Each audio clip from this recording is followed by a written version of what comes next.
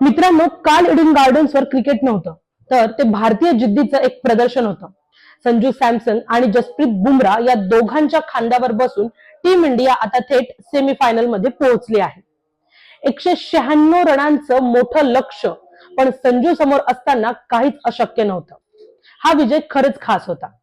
Waste इंडिजने 195 धावा केल्या. Nicolas पुरनने अक्षरशः बॅटिंगची शाळाच घेतली. पण विचार करा, जर काल बुमराह नसता तर हा स्कोर कमीत कमी 225च्या पार तर गेलाच असता. बुमराह मध्ये काहीतरी जादू तर आहेच यार. त्याने पुन्हा एकदा सिद्ध केलं की मोठ्या सामन्यात तोच आपला खरा गेम चेंजर ठरू शकतो. आता बोलूया मॅन ऑफ द मुवमेंट बद्दल. संजू सॅमसन 50 बॉल मध्ये नाबाद 97 धावा. पण आकड्यांपेक्षा महत्वाचं होतं ती म्हणजे त्याची पद्धत. पूर्ण चेज मध्ये एकदाही असं वाटलं नाही की संजू आउट ऑफ कंट्रोल आहे किंवा प्रेशर मध्ये आहे. विकेट्स जात होत्या तरीही तो शांत होता. त्याला त्याचे एरियाज माहित होते आणि कुठल्याही वेस्ट इंडिजच्या बॉलरची टॅक्टिक त्याला रोखूच शकली नाही.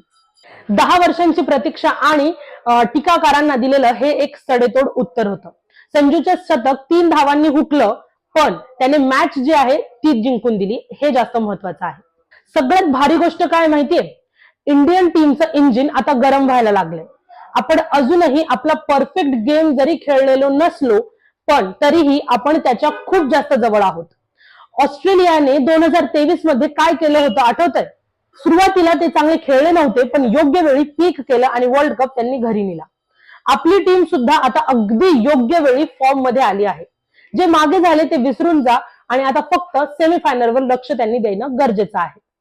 आता पुढचं मिशन म्हणजे 5 मार्चला वानखेडे स्टेडियम मध्ये आपल्या विरुद्ध इंग्लंड. तर तुम्हाला काय वाटतं, संजू सॅमसनची ही खेळी त्याला वर्ल्ड कपचा हिरो बनवणार का? आणि बुमराह शिवाय आपली बॉलिंग तुम्हाला कशी वाटते हे तुम्ही आम्हाला कमेंट सेक्शन मध्ये नक्की सांगा.